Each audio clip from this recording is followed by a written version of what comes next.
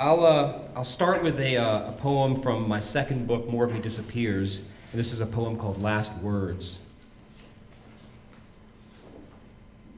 Cut loose from the womb of my ship, drifting like Icarus in this white suit.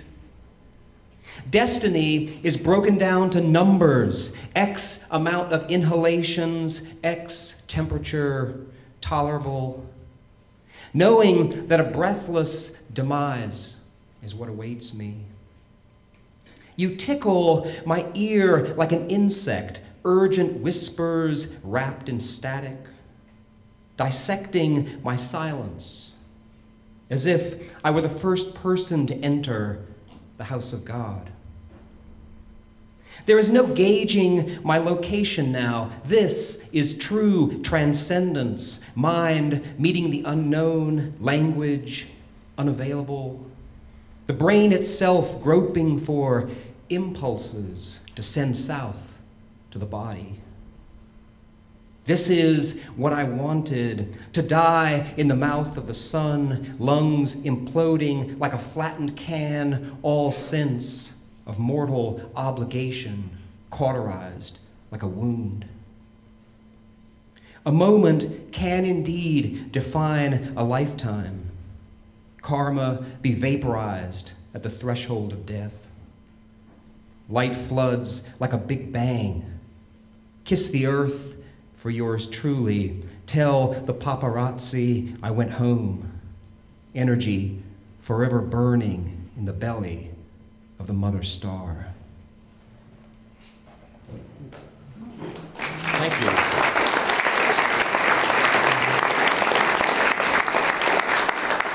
There's always that hesitation with poetry, when poetry is read, whether you applaud after the poem or not. I say applaud away.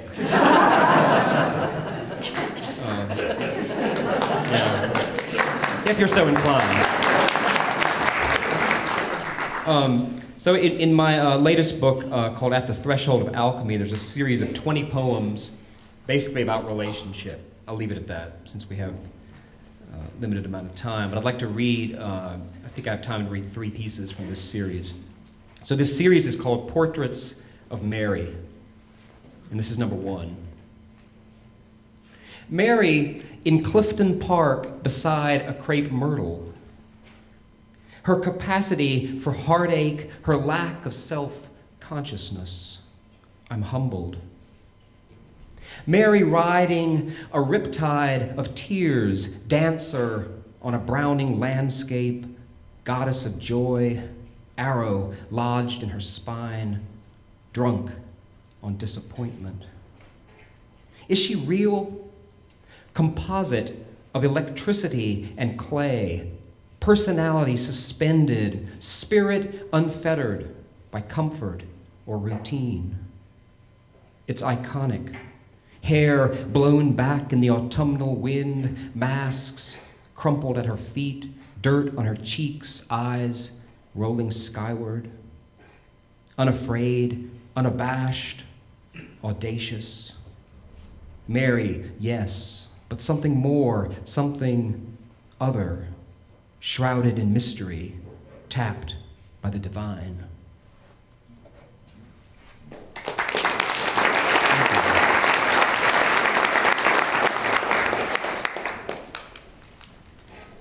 Number 12. This is where we hint at the humor inherent to relationships. April is being delivered by the knife. Plasma dripping from the birches. Mary, the tulip trees are as restless as hell folk. Today, sweet talk and green are acid in my intestines. The comfort you create wrangles me. I am, I suppose, in love with barbs and brambles. I'm sick of spackling, staving off the inevitable. Light bulbs, groceries, furniture, trash day, bill day, the spinning door of consumption. Must we feng shui every room? eliminate all traces of entropy and disrepair?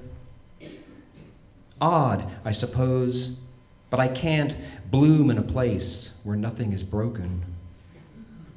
I bumble in paradise, despondent in the face of rectitude. Mary, there's this siren in the wasteland. She sings to me.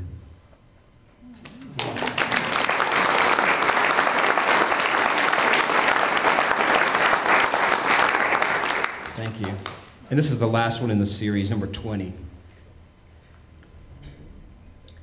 3 days you're gone, and already a heaviness pervades the house. Even the cats pray for reprieve. Couldn't the geraniums bloom forever? Couldn't this unnameable thing between us remain unnamed? So many moments forged in the crucible of anxiety and awe. You and I are ultimately a shuddering dream, fading breath by breath. Defeats and triumphs, impulses and culminations, divine energy passing through doomed animal forms.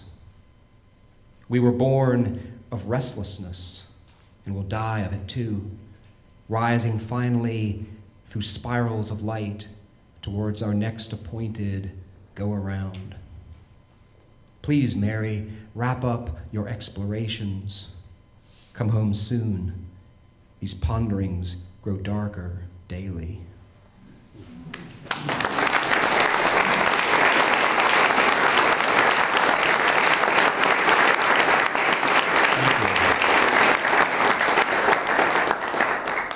And I'll close with the final poem from my first book, Christening the Dancer, and this is called After the Exhaustion. If you're interested in any of these books, just let me know. I have some with me if you are inclined to check them out or purchase. Again, this is called After the Exhaustion. I tore down entire cities to study what lies beneath concrete slabs, tilted foundations, the palimpsest of epitaphs. Grief is leading me down a dirt road of madness toward an abandoned town called sanity. My story is ripening like tomatoes in August. How can a man pass through turnstiles and toll booths, put his signature to 1,000 daily contracts, and yet fail to learn his own name? What happens in the factories, the cafes and salons, is as holy as what gestates in the dusty sanctum sanctorum. These are two worlds. They are like the moon and the sea, and I'm living in both. Thank you.